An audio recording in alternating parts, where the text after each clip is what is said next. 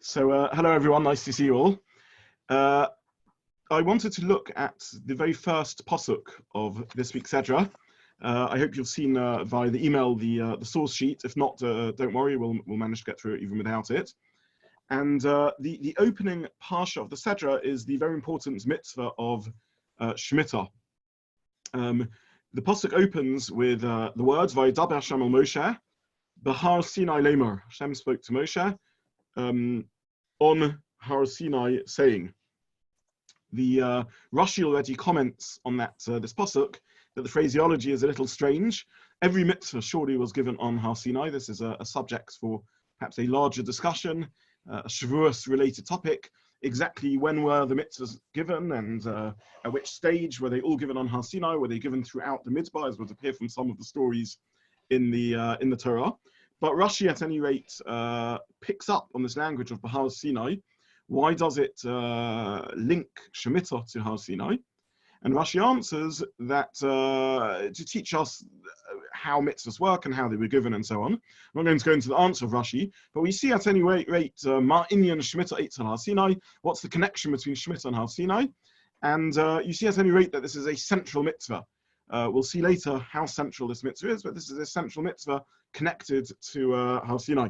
The phrase Ma'inyan Shemitah Eitz Har Sinai has become a little bit of a motto.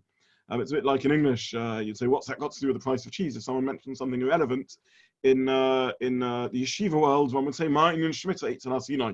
Someone says two things which aren't in any reasonable way linked, and they're just bringing up a random and unconnected fact. You would say, Ma'inyan Shemitah Eitz Har Sinai, what has this got to do with anything at all? Carrying on the Pesukim, Daber el Bnei Yisrael, v'amart aleim, speak to the Jewish people, Ki savor el oretz asher ani nosen lachem. When you come to Eretz Yisrael, Shemitah applies in Eretz Yisrael, v'shovz ha'oretz Shabbos laHashem. The land should rest a Shabbos laHashem. And this is what we're going to focus on, this phraseology of Shabbos laHashem. It should be a Shabbos, a Shabbat to Hashem. What exactly does this language mean?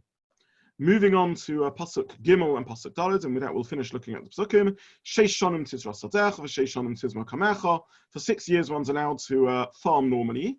Ubashana hashvius, and then the 7th year, Shabbos Shabbosin, yeh la'oretz. Shabbos la'Hashem, again the phraseology, it's a Shabbos la'Hashem.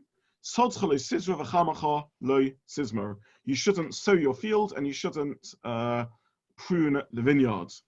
So we learn from the sequence of Psukim two issues. One is farm work, and the other is harvesting. More generally, we'll look in a few moments at the halachas, but Shemitah we'll see shortly is the intersection between two big themes in the Torah. It's the intersection between the family of halachas linked to Shabbos. It's a once in every 7 cycle halacha, and it's also part of the agricultural halachas that apply in Eretz Yisrael, Bikurim, Truma, and so on, Masterus, and so on and so forth. Now, the language used of the Shovz ha'oretz, the land should rest, is the source that this is only in Eretz Yisrael, not in Chutz la'oretz. Shabbos is a mitzvah on a person, and therefore whether the human being, the Jew concerned, lives in Eretz Yisrael or lives in Chutz la'oretz, the tzivoy, the instruction is on us, akakafta de gavra, it's on the person themselves. However, Shemitah is a mitzvah on Shovz ha'oretz. It's on the land resting, and therefore Shabbos, and therefore it only applies to the land to Eretz Yisrael. What are the halachas of Shemitah? So the summary is really severalfold. As we said, one's not allowed to work as per the pasuk, and then there's a second halacha which is harvesting. Now, harvesting doesn't apply to an individual. One can harvest one's crop as long as the farmer ensures that this is accessible to anyone, that the field is hefker. However, one can't take on a commercial level to take it to the store and to sell. And then besides that, there's the halacha of Shemitah cancelling loans, which is a separate discussion. Maybe if we have time, we'll see if it's linked. It seems to be a completely separate halacha. You have a whole family of agricultural halachas, and then you have the halacha that of the loans being cancelled. But we'll see that if that has any connection. So how does this work in modern day Eretz Yisrael? Some farmers don't keep it at all, unfortunately. In the last Shemitah cycle, less than 10% of the farmers didn't keep it in any way at all, a remarkable thing. There were the movement that's taken place in Eretz Yisrael over the last 50, 70 years is phenomenal. Less than 10%, I don't think we always realize this statistic, less than 10% completely disregarded the halachas, probably also partly because of economic pressure to keep the halachas, because only through that would they be able to get a hechsher and sell their produce in some shape or form. And we'll speak about how that could be done. At the opposite extreme, some farmers kept it fully, meaning the strictest understanding of what Shemitah is. And to do that, they declared their fields hefker.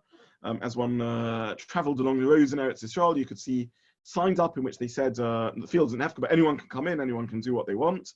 The last time I was in Eretz Yisrael, I was there for Shemitah, and I went into farms. I picked my own esrogim, which they allowed to do in the orchards and in the groves of esrogim. I took my kids there for a trip to the esrog farms, and this is how people kept Shemitah. My wife has an uncle who is the manager of a vineyard, was the manager of a vineyard, and it works. For 6 years, the vineyard saves. They put aside roughly 1/6 of their income every year, and that way they have enough for Shemitah. And Shemitah is literally a sabbatical. He takes off his year of farming, and he's able to do other things, to learn and re-energize himself spiritually. And we'll see in a few minutes that this is connected to what the halachas of Shemitah are about. One's still allowed to do some work. He's not completely off duty. You need to work to ensure that it doesn't get damaged. A farmer isn't allowed to do work which is productive, trying to produce more fruit. However, they can maintain it so it doesn't get damaged.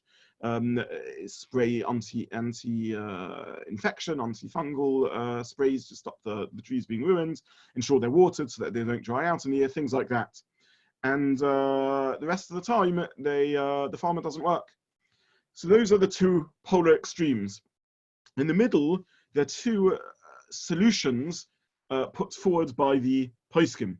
The first solution put forward by most famously Rav Kook, but also discussed by other poskim, Reb Chaim Moshe Grodzinski in Vilna before the war, when the yishuv was really in its infancy in the late 1800s, early 1900s, and there were a few farmers in Eretz Yisrael.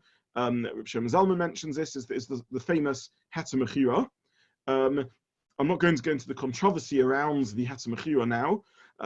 The history of it is that the economic and political setting in which the Heter was given and security given was in the late 1800s, early 1900s, when farmers unable to do any work in Shemitah would basically make the whole farm unviable and lie empty, and the Arab farmers would move in. Whether it's still an appropriate solution to do nowadays is the subject of controversy. But the basic idea is that you sell the fields to a non-Jew, and that it means that the laws of Shemitah do not apply according to many. Why would the laws of Shemitah not apply if they're under non-Jewish ownership? Because we already said that this is a halacha in the Kedushas Haaretz. Now, what we often don't realize is when we use the phrase Eretz Yisrael, this means to say it is the land of Yisrael, the land that belongs to Yisrael. And by selling it to a non-Jew, that reduces the Kedushas Haaretz, it loses some of its status as Eretz Shel Yisrael.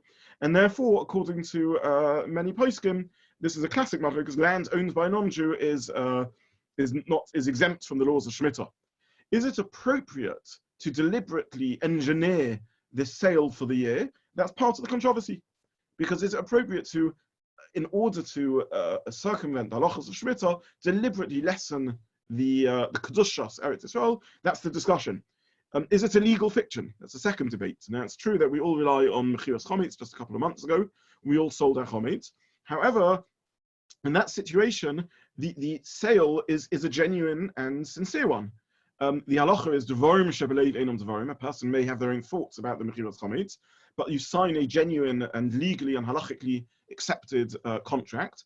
And were the non-Jew to exercise the sale and turn up at your house and ask for your half box of cornflakes, then you would have to give it.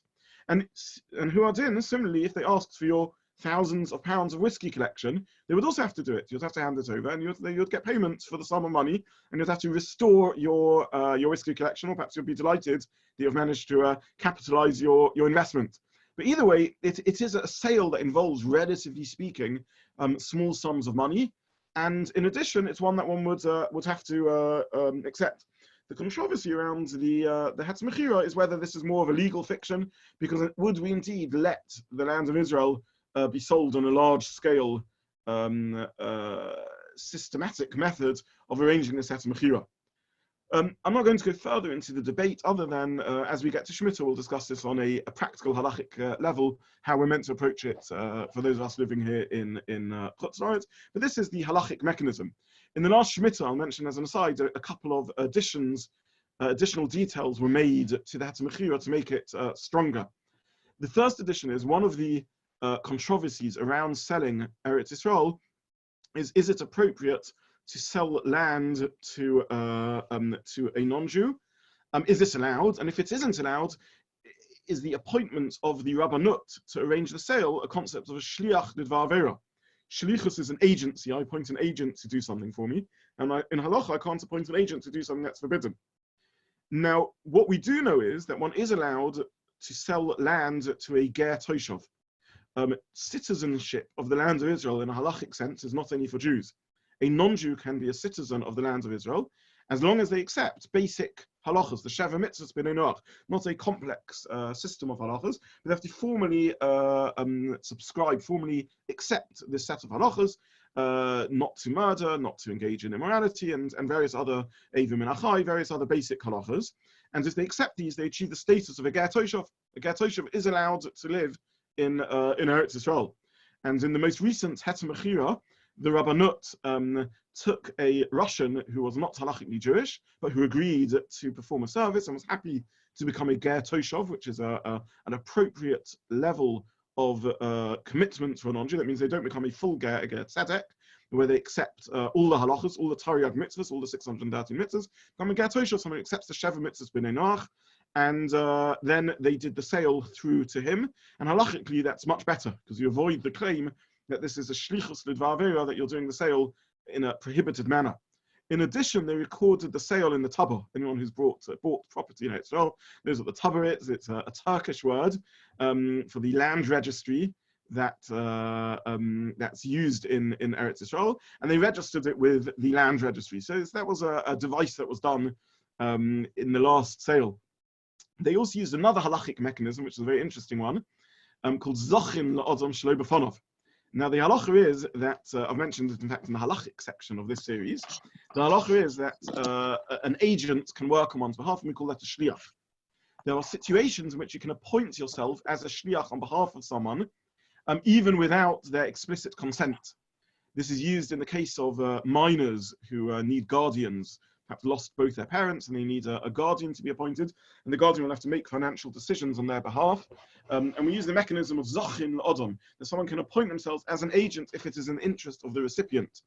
If someone offers to give a gift to someone else, and they're not present to do a kinyan, to legally, halachically acquire the matana, the gift, I can acquire it on their behalf using the principle of Zachin l'Adam shelo b'fanav. I think we mentioned it in the context of Tevilas Kalim. If I want to do the Tevila for you on your behalf to Tovel your Kalim, then again, Zachin l'Adam shelo b'fanav, I can appoint myself a self-appointed agent. Now, more controversially, can one use the principle of Zachin when I'm doing something for the good of someone, even though they don't know it themselves? Number one. And number two, can I use Zachin to take something away from someone, not just to acquire it?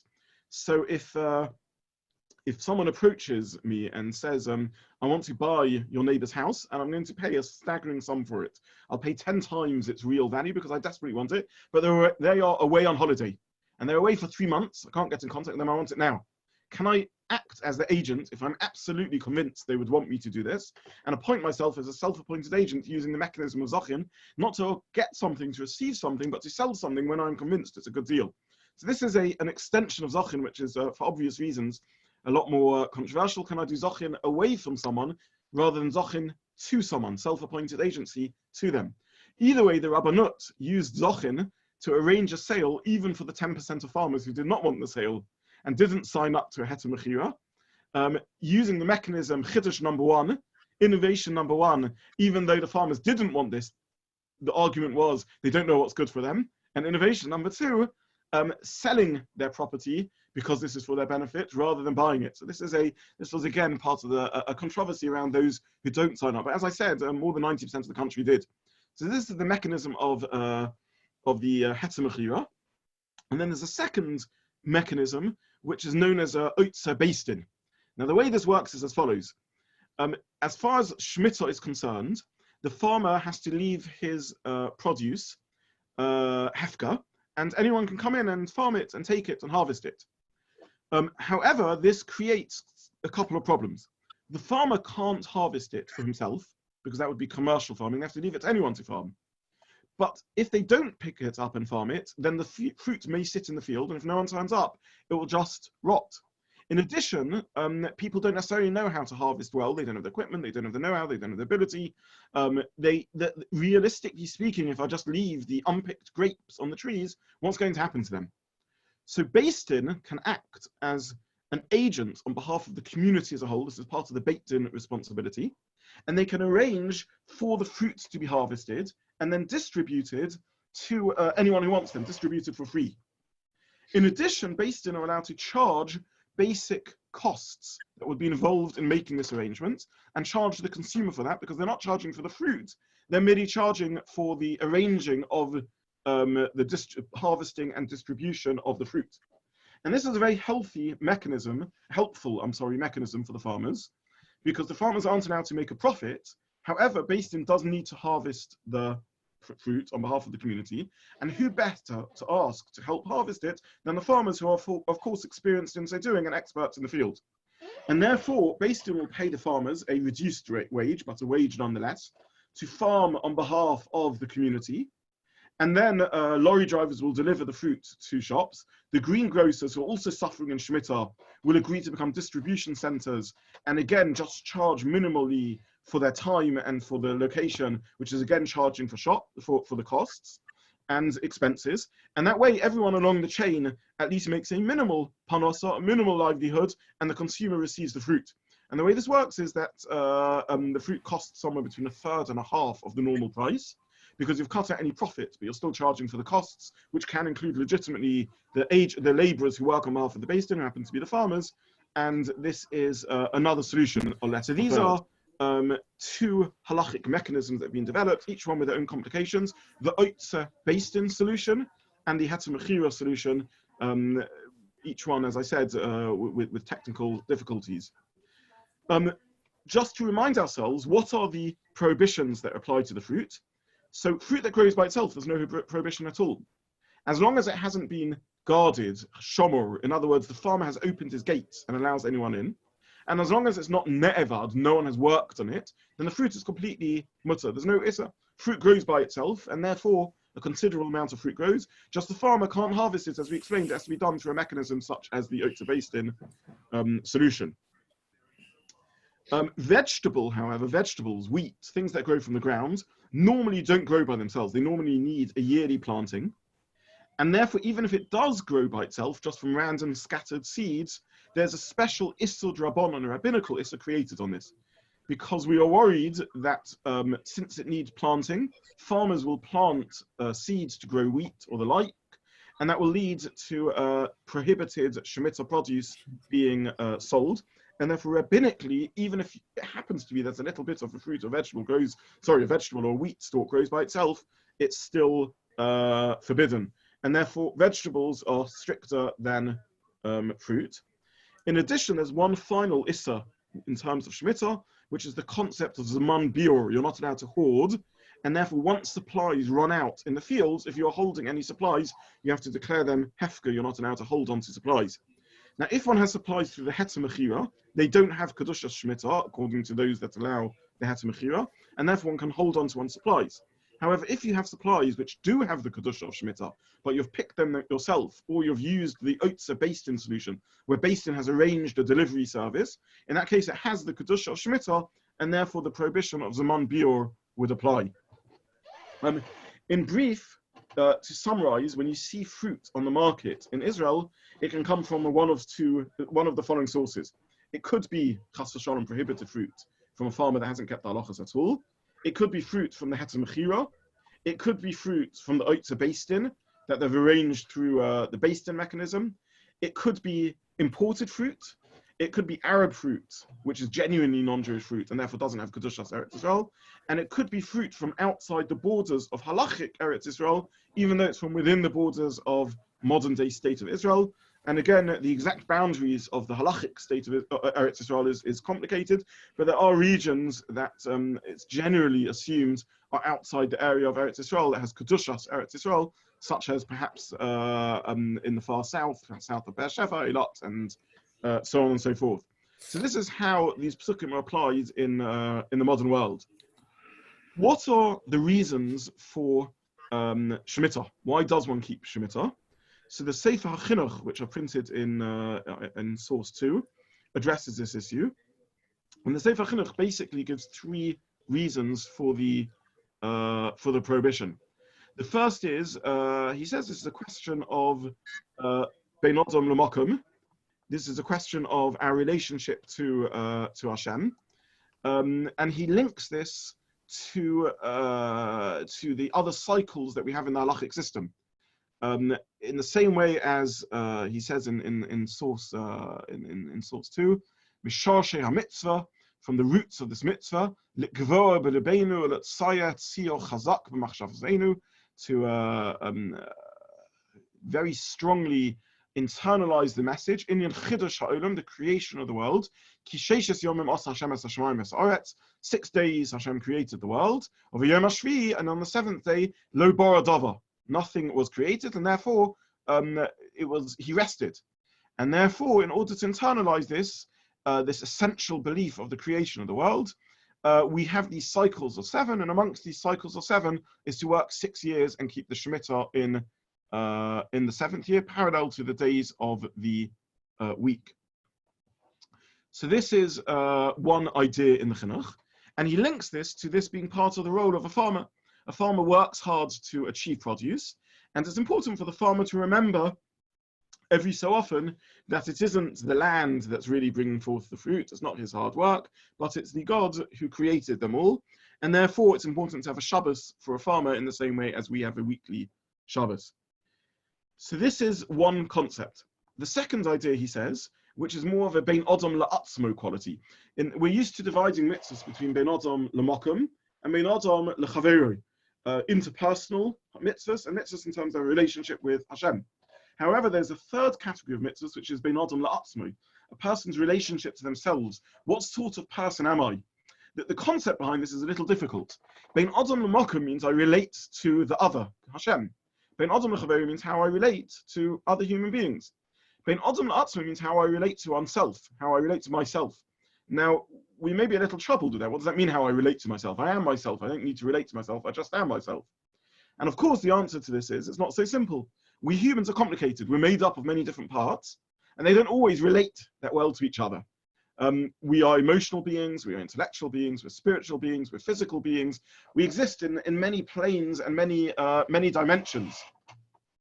And even within any one of these planes and dimensions, sometimes there can be contradictions. We can find ourselves torn emotionally, and we feel conflicting emotions about a certain topic, or intellectually we can know one thing, but emotionally we feel something else. Even intellectually, sometimes we can be divided in our thoughts and our thinking about how to deal with a certain situation. So we need to get the different parts of ourselves speaking to each other and integrate it holistically. And this is a set of mitzvahs called Bein Adam La'atzmo. As an aside, we talk to ourselves a lot, and perhaps we don't think enough about that. We don't hear our own internal voice. The whole time we're telling ourselves messages. And sadly, unfortunately, often these messages are quite negative. We're often beating ourselves up. You're no good, you're a failure, you're useless, or other such negative messages, or perhaps other things. We tell stories about ourselves. And we need to listen and hear those stories, and hear what are we saying to ourselves. And actually, are these good messages? Are these the sorts of things we want to say? And Chinuch here, in his second explanation of the mitzvah, he says, there's a second benefit in this. This is the midah of being a mevater, of being a vatran. That means to say someone who is tolerant and flexible and not territorial, doesn't stand up for their rights. They're not a demanding person. This is what a vatran is. And the mitzvah of Shemitah is a character forming, a character molding mitzvah, which is changes how the farmer relates to the land. People that own lands can become territorial. you can become possessive of it. And I've spoken to actually farmers in Shemitah, and they find it very difficult sometimes to open their gates, their borders, and let anyone in. And this is a flexibility and a vatranut and a tolerance that the Torah demands of us. And this is a second element of what the mitzvah of Shemitah is. So this is the background, the chinuch's explanation of Shemitah. Why does Shemitah only apply to a farmer? Why is this a mitzvah only on a farmer? Possibly because it's telling us something about relationship to land. We already said one can become possessive over land. In addition, a farmer is an earthy being. It's an earthy role. I think we discussed this in a previous week. The language used to describe, in many languages, to describe unrefined and earthy and materialistic people who aren't intellectual and refined is often linked to farming. So in English we talk about peasants. In Mishnaic Hebrew we talk about an haaretz, a person of the land. Something very earthy about being a farmer, which is not always a bad thing. Sometimes it's important to earth oneself and not become drawn after sort of rarefied spirituality that detaches oneself from the land. Klal Yisrael were meant to go into Eretz Yisrael and not live in a midbar, a desert permanently. They were meant to become farmers. Yishuv Eretz Yisrael. We're meant to be physical beings. We don't believe that spirituality is found in detaching ourselves. And sometimes this is a problem in modern life where we live very clinical and hygienic and sterilized lives, and we don't get our fingernails dirty enough. We need to earth ourselves and not detach ourselves from the reality of life and what's really going on. But there's a danger in that also, which is when we become materialistic and physical and possessive. We feel connected to the home we grew up in. An Englishman's home is his castle, and it can be hard to let people into our territory. And therefore, this is a particular mitzvah given to a farmer where there's a particular danger of farmers becoming very physical and over-materialistic. And therefore, this is given to a farmer, this mitzvah is given to a farmer. It's a wonderful privilege. Basically what this does is, and it's a remarkable idea, it ensures that the farmer, who's potentially a peasant, potentially an haaretz, once every 7 years has a sabbatical. And once every 7 years, learns effectively for the year in Kollel. And that's a phenomenal idea, that a farmer who has a seemingly a job that can drift into materialism, but a very important job, is given this responsibility and obligation, but perhaps also privilege, that once every 7 years they have an inbuilt sabbatical built into the mitzvah. We're running out of time a little bit, so I'll just try and finish off in a couple of minutes with picking up on two elements of the language used over here in the pasuk. The first is Shabbos LaHashem. So Rashi comments on this, and I think I put this in the sources. Shabbos LaHashem. What does this mean? This is a Shabbos for Hashem. He says L'Shem Hashem, for the sake of Hashem. Shem Shenema Shabbos Bereishis. In the same way as it says about the Shabbos Bereishis is a technical world. It doesn't mean Shabbos of creation. It means the weekly Shabbos, which we use to commemorate the creation cycle. In other words, don't think that Shemitah is there for human need. Perhaps that means to let the land lie fallow and regenerate itself. This is pointed out by the Rabbi, who's one of the Rabbi Mizrahi, one of the commentaries on classic commentaries on Rashi. This is how he explains Rashi. He says, you may think that the Shemitah is about letting land lie fallow, and it's about human needs, that the land should regenerate itself. If that was the purpose of the mitzvah, it wouldn't make sense. Once every 7 years is not the right cycle length. It depends on the crop, how often it needs to lie fallow. It wouldn't make sense to let the whole country lie fallow in one go. So this isn't about protecting the land. Similarly, it's not for our benefit, for our physical needs. One could think this is something about physical rest and workers' rights and things like that. And note, therefore, the Pasuk says this is Shabbos Hashem. This is about a spiritual realm, about a spiritual mitzvah, as opposed to one which is merely connected with physical needs. This is how Rashi translates the Pasuk. The Ramban, and we'll finish with this, he takes Rashi to task on this one. He doesn't agree with Rashi. He says all Shabbos and all Moedim are for Hashem, and yet you don't find them described as Hashem. Shabbos you could also understand in that way. Yom Tov you could also understand in that way. And he says these are all linked with a common theme, that the meaning of the Pasuk, Shabbos Hashem, is to link it back to the fact that Vayinofash, that HaKadosh Baruch Hu rested, he rested. Shabbos Hashem means not as a Shabbos for Hashem, but it was a Shabbos of Hashem. Meaning to say Hashem rested on Shabbos, he stopped creating the world in the same way as the Pasuk tells us in the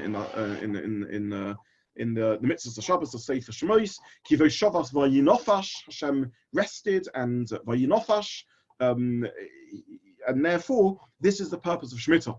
What does this mean to say that Hashem rested on Shabbos? It means Hashem ceased creating the world and no longer directly intervenes to the same extent with acts of creation, and now Hashem created the world to be a stable setting in order for us to do. That the world was created for us to do. He's now given us the world over to us, and it's our responsibility now to take partnership, ownership of the world with Hashem and use it in the right way.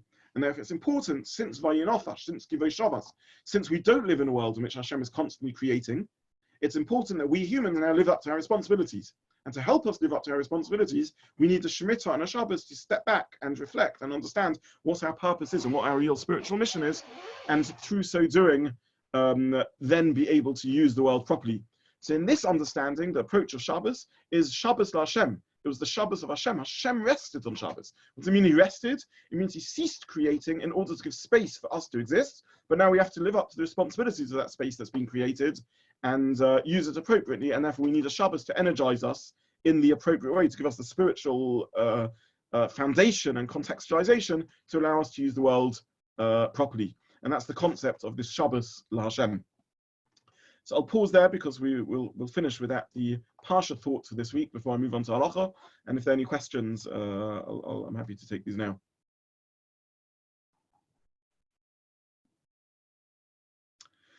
Okay, so we'll shift back to speaking about the mitzvah of Hafashas Challa, and I hope this will hopefully be the last one on Hafashas Challa. And I want to use this time just to tidy up some points that I left hanging, and also some things that raised questions. I got quite a flurry of texts after the last year from people who wanted me to clarify what I had said. So I'm just going to go through one by one some of the points that perhaps I didn't explain clearly enough last week, or were different to how people have been doing things, and hopefully explain the psak that I gave, and then we'll look at a couple of new and very interesting topics, and with that we'll finish the mitzvah of Challa, and we'll move on to another thing. Now again, just to remind us, the mitzvah of Challa in Eretz Yisrael is a mitzvah in HaTorah. In Chutz La'aretz, it's mitzvah midrabanan, and it's a kashrus halacha. Food that hasn't had challah, bread that hasn't had challah taken from it, is non-kosher. Challah is a type of truma in the language of the pasuk. It's a tithe that needs to be taken. Tarimu truma Hashem, the pasuk says. It's a truma that needs to be taken from Hashem in the mitzvah of Hafashas Challa, and therefore it's both a mitzvah to take the challah, and in addition, it is a matir, a machshir. It makes the food kosher. Without that, the food isn't kosher. How should one be mafresh challah? How should one take challah? What's the order that it should be done? So the working mechanism here is the concept of a bracha needing to be made over l'asiyatan, over l'asiyatan. The bracha has to be made before the fulfillment of the mitzvah. And in general, this is the rule with birchas mitzvahs. So before we blow the shofar, you make the bracha. If you're blowing the shofar already, it's too late. You've been yotz in the mitzvah, and now you can no longer make the bracha. Before you lay in Megillah, you make the bracha. Otherwise, you've already done the bracha, and so on and so forth with many mitzvahs to fill in, and many other mitzvahs. There are occasional exceptions to this rule, possibly. For example, tahara associated mitzvahs. Like Netilas Yadayim, when one washes one's hand, there one makes the bracha afterwards. There's maybe an exception to the concept of Ovel Asyasan, or it may be that it's happening before the drying, but Tahara-related mitzvahs are perhaps an exception because we want to purify ourselves first before we make the bracha. However, Challa is not an exception, and therefore the bracha is made before we do the mitzvah of Hafashas Challa. And there are two primary ways of doing them, which from a halachic point of view are equivalent, but from a minhag and common practice point of view are different, and I think in different families, different people do different things. One model is to break off a small piece of challah. We discussed already, it should be a size of a kazayas. It can make ikad and be less, but for various technical reasons and matters of minhag, the Ramah says one should do a bracha, one should do a kazayas. One breaks it off, but one has not yet done the hafashas challah. One merely has separated physically a small piece of dough from the rest. One then says the bracha, Baruch Atah Hashem Elokeinu melech haolam asher kedeshanu mitzvotav v'tzivanu lahafrish chala or lahafrish chala min ha'isa. And then one verbally declares, Hare zu Challa. This is Challa. And it's at that moment that halachically the hafrasha occurs. So this is model number one. One breaks it off without intention to do the hafrasha, the separation, the tithing. One then says the bracha, and then one declares, Hare zu Challa, this is Challa. And through so doing, that's the tithing that has occurred. That's the actual halachic taking into effect of the hafrasha. And at that point, the mitzvah is done. The alternative model is to take the whole the amount of dough and separate off, or before one separates off an amount of the dough without detaching it. One's just got in one's hand a certain amount. Then one says Asher kedeshanu mitzvotav, one makes the bracha, and then pulls off the dough. And since that only at that point has one pulled off the dough, after saying the bracha, that would automatically be hafrashas chala, even without needing to do the declaration of Hare zu Challa. And different people have different minhagim. In halachic sense, they add up to the same thing, which is I'm saying the bracha, and only afterwards is the separation, the tithing taking effect. But for some people, they separate it off, detach it physically, and then only say Hare zu Challa. Others keep it attached, and in the process of it, just still being in contact, and then they separate it off. So this is the halacha of hafrashas chala. With all mitzvahs in general, we hold the object upon which we're making the mitzvah in our right hands, and therefore, if you're a righty, if you're a lefty, you hold it in your left hand. That's with an apple that you're about to eat, or with an object about to use for mitzvah. And therefore, hafrashas chala normally would be done by a right-handed person with their right hand, and generally should be done standing. Also, for many mitzvahs, we try where possible to do them standing, unless they're eating mitzvahs, which case by definition they're done sitting. And this is the way the hafrashas chala should be done. The second question I was asked was about how does one dispose of the challah, and again I want to clarify the background because I think I left people a little confused. The Gemara tells us that just like this is a Gemara in Shabbos, Daf Chafei Yom Aleph, the Gemara says that just like there's a mitzvah to burn kodshim which became tomei, meaning korbanos, animal sacrifices or the like that became tomei. Similarly, there's a mitzvah to burn truma, a tithing which became tomei. Were the challah to be tahor, of course the mitzvah would be to give it to a kohen. However, our challah is presumed tomei, and therefore it's challah tameah, can't be given to the kohen, and one should burn the challah. One should burn truma tameah. And this is the source of the idea that the best method is that challah should be burned. And in my view, that's still the best method of how it should be done. However, as I mentioned last week, there are complications in how challah should be burnt, because effectively the challah is non-kosher food. It's food that's only meant for the kohen, and it's tomei, and therefore even the kohen can't eat it, and therefore it's non-kosher food. And therefore it should be wrapped in, well, you can either burn it like they would in the olden days, literally in a bonfire, in a barbecue, or in the gas where you're literally burning it in the flame itself. However, for the modern consumer, that's not so practical. So what do? We burn it in the oven. Now, when you burn it in the oven, it goes through two stages. It first of all gets baked, and then it gets burned. In the meantime, you have perfectly edible challah heated up inside your oven, and effectively it's a non-kosher piece of food being cooked inside your oven. Now, the exact halachic status of what happens if you do that is subject to debate. Does it b'di'evet treif your oven up? Doesn't it treif your oven up? And can you do it at the same time as cooking other food and so on? But the way, certainly ideal to avoid all of this is to wrap your challah well, and that way there won't be a problem. It's non-kosher food being baked in the oven, and nothing will be given off to the rest of the oven. If it's wrapped properly, in theory, you could even have something else cooking in the oven at the same time, and that wouldn't be a problem. However, it takes a very, very, very long time for it to burn. And because it's wrapped, and it won't burn that quickly. And even if you think it's burned, it may still be edible inside, in which case you haven't burned part of the challah. As a result, many poskim say that you can just wrap up or double wrap the challah, and then you can dispose of it in the bin. You've double wrapped it so it won't come in contact with rubbish. You're not treating it derech bizoyon in a way that seems to indicate a lack of care and covered for an item of mitzvah, and then it can be disposed of in the rubbish. And this is a better solution if you're unable to burn it, because that way at least it won't lie around the house and risk getting mixed up in other dough, which is the primary concern. There's a Chazon Ish. I don't think this is normally followed in Eretz Yisrael, but in England, in Eretz Yisrael, some follow the view of the Chazon Ish, who says burial is also okay.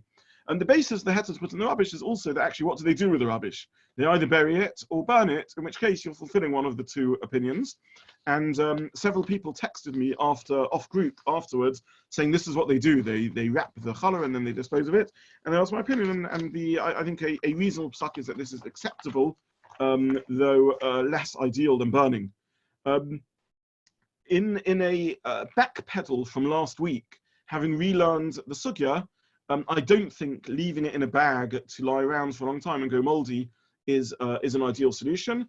The posting do bring that many people used to do this. They leave all the challah bagged and then they wait for Pesach and then they burn it together with their chometz, and that's what we personally do. However, having re-looked at the poskim, they don't like the idea of challah lying around and risking getting mixed up in other things, and therefore, if you don't have such a practice, it's no bad thing. So I think in a change to what I said last week, to one of the two solutions probably is better. Either just burn it or double wrap it and put it in the bin, which I think halachically is a less ideal solution, but it's acceptable, but not necessarily wise to leave it lying around so that it can be burnt on pre-Pesach. A third question that I was asked was about the status of mazonos bread. Now you may ask me, how does mazonos bread, Ma'ini and Shemitah, Eitzel HaSinai, what has mazonos bread got to do with a share on Challa? And the reason this was raised was because I did discuss the issue of cake, and I explained that halachically, cake and bread are really aren't halachic words. They are both referred to in halachic literature as pat, lechem. They are both bread. There is simply two sorts of bread in halacha. There's regular bread, what we call in English lechem bread, which is plain bread, which is eaten as a savory basic of a meal, and is hamotzi. And then there's another sort of bread which is only eaten in smaller quantities as a snack, and this is what we call cake and biscuits and the like.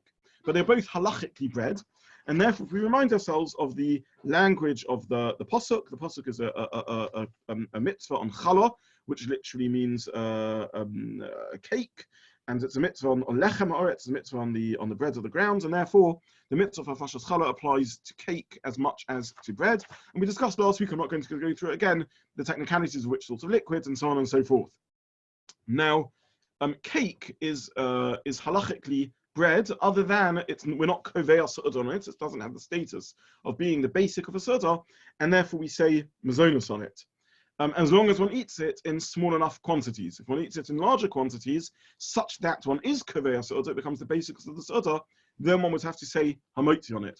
So I just want to spend a few minutes, because something I said last week led to a little confusion around this, just to clarify the status of mazonos. What makes something mazonos? One of three things.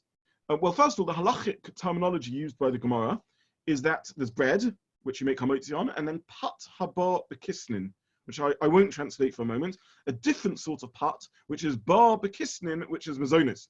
What does this phrase bar bekisnin mean? So there's three categories of mazonos which are all alluded to in this phrase. The first one is a sweet dough. The second is a dough which has a filling, kisnin from the root of a kiss, a pocket. It has pockets, like a strudel or a yeast cake or something of the sort. And the third is a very dry dough, a very dry product, like a cracker or a pretzel or the like, which even when it's unsweetened would also be mazonos.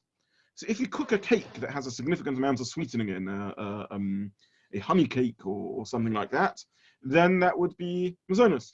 If you take a dough which is identical to a bread dough, but then you fill it with apple or chocolate, and it becomes a yeast cake, then again, it would be mazonos.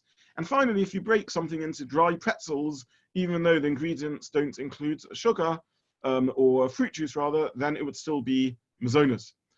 By the way, this is the reason why Sfardim make mazonos on matzah the rest of the year, because matzah is a dry dough, a cracker, and therefore it should be mazonos. Ashkenazim don't, because it's the bulk of the meal on Pesach, and therefore it achieves lechem status through the rest of the year. Sfardim make motzi on matzah on Pesach, but not during the rest of the year if they have a hard, dry Ashkenazi matzah.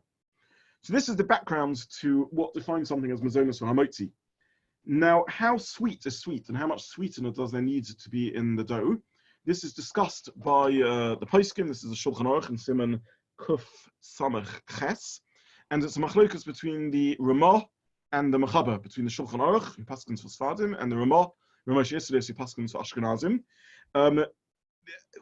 Without going into all the details, the Ramah has a slightly higher threshold for what's called sweetened bread. However, the consensus of most of the large Hechsherim, certainly here in the UK, the Botei Din, and the Bedatzim in Eretz Yisrael and the Hechsherim in Eretz Yisrael, is that mazonos bread has sufficient sweetener in it to be counted as mazonos. And you can taste it. When you taste mazonos bread, you can taste that it is sweeter than regular bread. And even though it functions as regular bread, nonetheless, it is mazonos.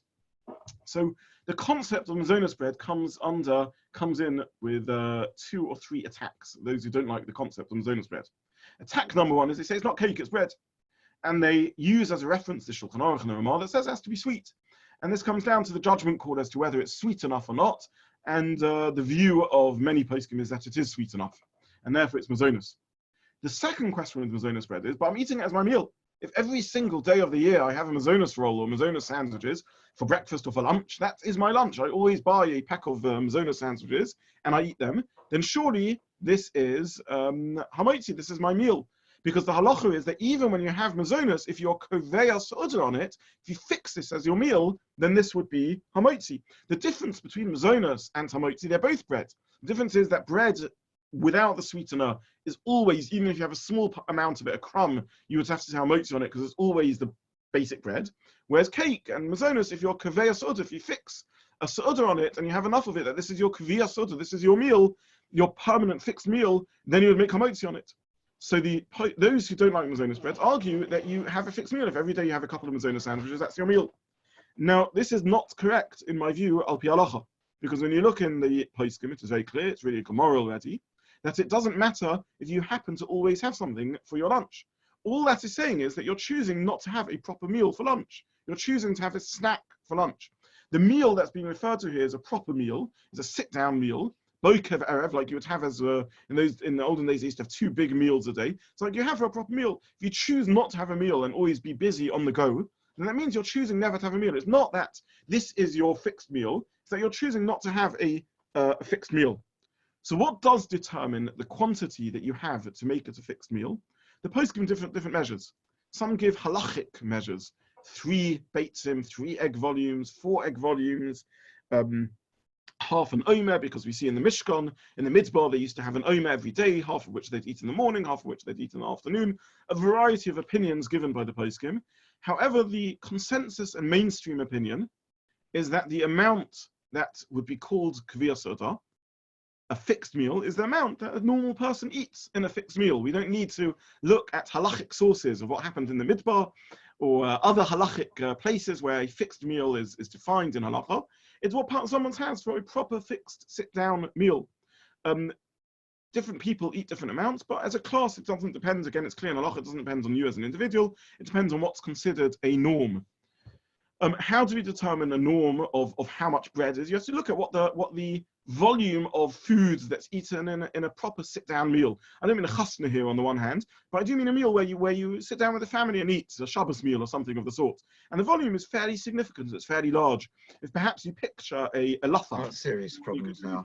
A filled, not just a pita, but a rolled eish tanor, that's a considerable volume of food. Something like that gives you a feel of what volume you're talking about. It seems my microphone stopped working. What volume you sorry?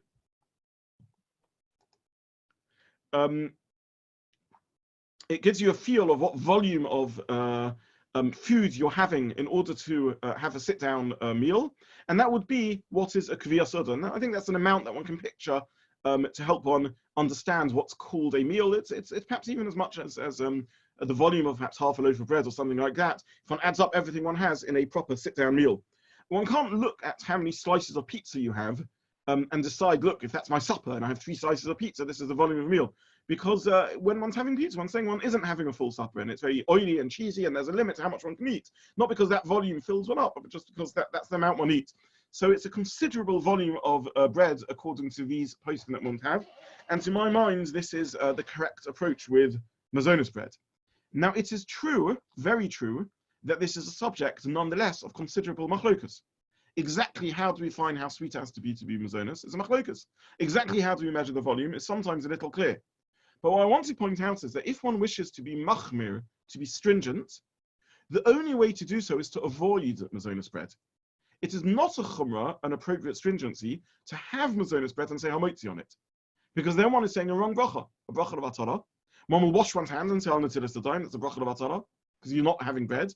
You will then make hamotzi, which is a bracha of atara, because you're not having bread, and then you will bench, which will be 4 brachas of atara. So these are all brachas of atara. So if one wants to be machmir, and as I said, it's legitimate for someone to say, I want to be stringent here, because there is a machlokas hapaiskim, then they have to avoid mazonos bread. But don't think that one should have mazonos bread and then say hamotzi on it, because that is not a chumrah, that's a bracha of atara.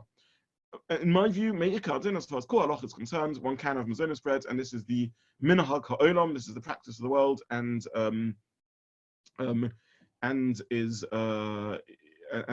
the policy of most of the botei din. So this is the concept of mazonos bread, and it's only a meal when it's a meal when I have enough bread to make it a meal, or when I have enough bread together with the food that's eaten literally with the bread to make a meal. So if I just have a slice of mazonos bread or two, and then I eat some meat and other things, they don't join up because I haven't had a meal quantity of bread. Now, if I literally eat it together, like in a pita or a lafa, then that would be a meal size. Then that would be measured as the whole food together. In my view, a pita is not enough to make hamotzi on, but a lafa, if one has a filled lafa, that certainly is. And therefore, if we have a filled lafa at home, we make hamotzi on it. If we have more than perhaps 4 or 5 slices of pizza, one will make hamotzi on it. But if one's having 3 slices of pizza, that isn't sufficient. I'll mention as an aside, in many fields, there's a danger in relying on Google. And if you Google what the poskim say about pizza, you'll find many of the American poskim say that 2 slices of pizza or 3 slices of pizza, you should say hamotzi. I recommend everyone go on a field trip to America and have a look at the size of slices of pizza in America. They're significantly bigger than pizza in England, and English pizza, 3 slices is not a share. It's that's not what they're referring to. Okay, so this is mazonos bread, which again I was asked to touch upon. I want to conclude with what I think is a very fascinating topic, which is how commercial bakeries arrange hafroshas challah. Now, the background to this issue is that bakeries generally operate by having a mashgiach coming in and out.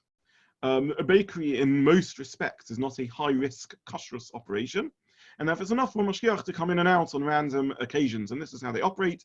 The bakers have standard orders of flour and sugar and oil and sweeteners and so on, and sweeteners and fruit and chocolate and everything else they use in their baking.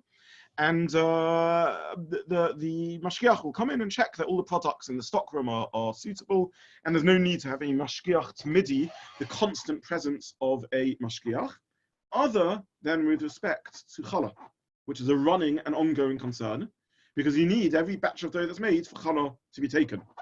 Now, in restaurants or caterers who bake, generally they have a mashgiach tamidi, they have a constant mashgiach there of some sort or other, or a ne'eman, what's called an halacha ne'eman, someone that can be relied upon. And the reason for this is because a restaurant and a caterer is a more high-risk operation. They're dealing with far more complicated foods, and they're bringing other things in, and there's checking vegetables, and there's meat supplies and cheeses, and therefore they have someone there the whole time.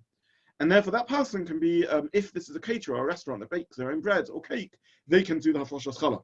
But what do we do in a bakery, where it would make the price of baked foods significantly higher if we needed a mashgiach to be there the whole time? Well, first of all, does a bakery have to take challah? The workers are not Jewish, but the owner is Jewish, and we discussed last week, that means they do need to take challah. Secondly, we saw a very interesting source which says that challah, as we discussed, only is taken if you have a large batch. What happens, however, if this large batch is going to be broken up and given out to different people?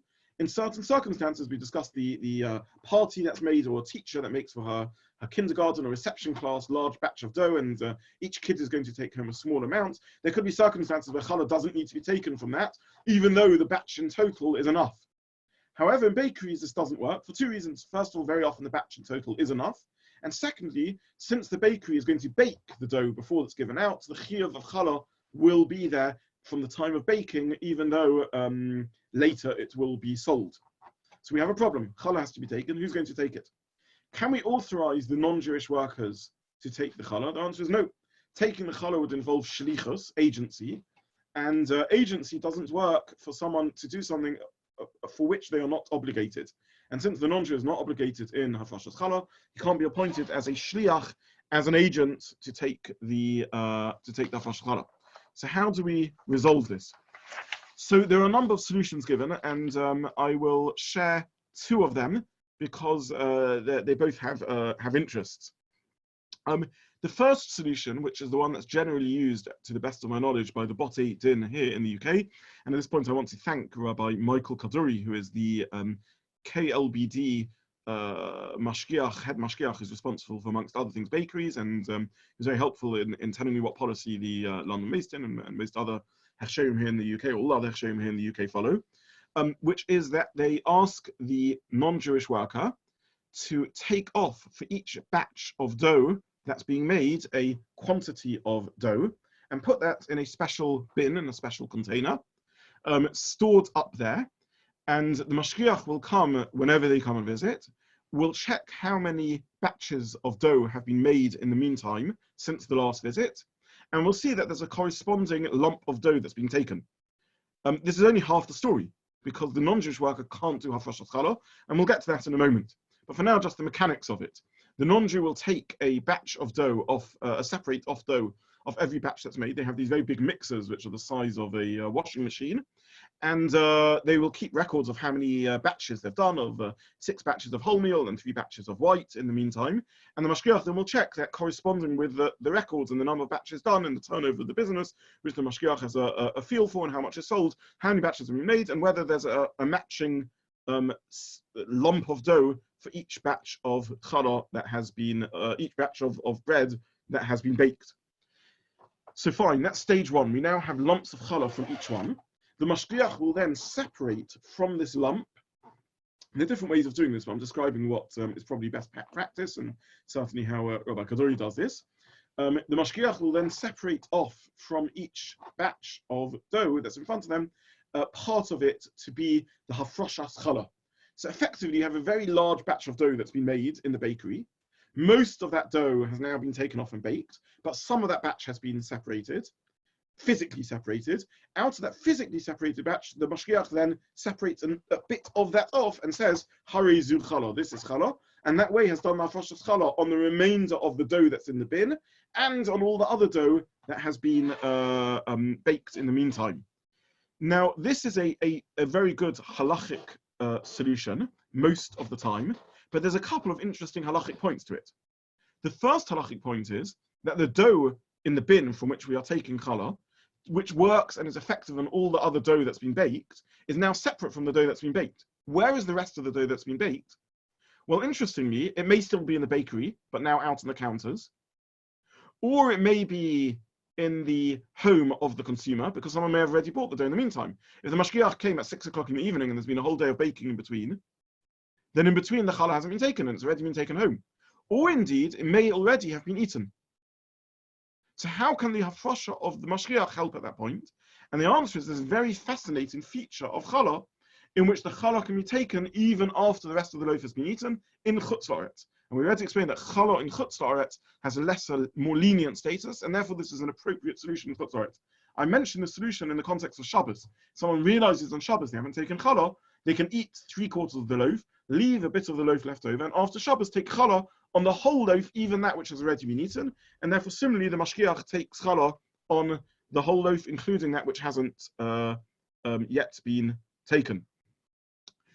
There are scenarios, and I don't want to overshoot my time, so I'm just going to spend a couple of minutes. There are scenarios where this isn't a simple solution, and I'll just give you one of those. There are scenarios, and this is chazara, this is revision for some of the halachas we discussed previously, in which the chiyuv, the obligation of challah, only takes effect once it's baked.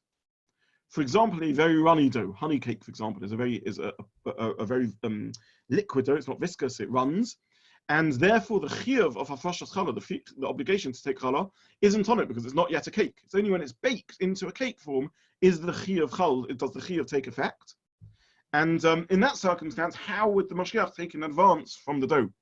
So here we come to another solution, which is a very fascinating one. Can the mashgiach take in advance, rather than afterwards, challah on all the flour that is going to be baked? And this again is a very practical question. Can you take challah on flour? And the answer is, generally speaking, no, because the obligation of challah is on a dough, not on the flour, and therefore there's no obligation of taking challah on a dough, on flour, because the chiyuv isn't yet there. And since there's no obligation to so do, this isn't the product that needs challah taken, and therefore challah will not take effect either. I can't take challah. Not just am I not obligated to take challah, but I can't take challah since it isn't yet obligated in challah, since it hasn't yet been made into a dough. However, there is a halacha that I can do delayed transfers of ownership. In the same way as I can sell something now, I can arrange, there's no reason in halacha, not to arrange a sale that should take effect at a later date. And therefore, in certain scenarios, I can do a hafrashas challah on the flour with the condition that the separation, the halachic status conferred upon the separate flour of challah should only take effect once it has become a dough. The logistics of this and the technicalities of this are complicated. However, it would appear that the practice in bakeries in the past used to be to use this mechanism, at least in the case of runny dough. Rabbi Kaduri told me that the ruling that Grudzinski's received many, many years back, and the mashgichim don't know the origin of this ruling, is that for runny doughs like honey, the hafrasha should be done, it should be separated off into the bin when it's still runny, before the obligation of challah. And presumably the mechanism is that once it's baked and the obligation takes effect, then the hafrashas challah would work on it, and this is probably how this works. So I hope this gives a little bit of an indication of some of the complexities of the application of challah on a commercial scale, and there's also a reminder of the laws of hafrashas challah on an individual level. That brings us to a conclusion of the laws of challah, and please God, next week we will look at another area of halacha in kashrus. I'm open to suggestions, by the way. We have already dealt with bossa b'cholov, so I don't want to go through that again. And I'm happy to share recordings for those who weren't part of that cycle when we looked at bossa b'cholov. If you have other suggestions, then I'm happy to take them to look at kashrus. I do eventually want to move on to halachas of Shabbos also, but that's again at a later stage. In the meantime, I'll stop here, and I wish everyone a good night. And I wish you all well. If there are any questions, feel free to ask them. Otherwise, we'll stop. Good night, Rabbi Zobin. Good night. Thank you. Thank you very much. Bye.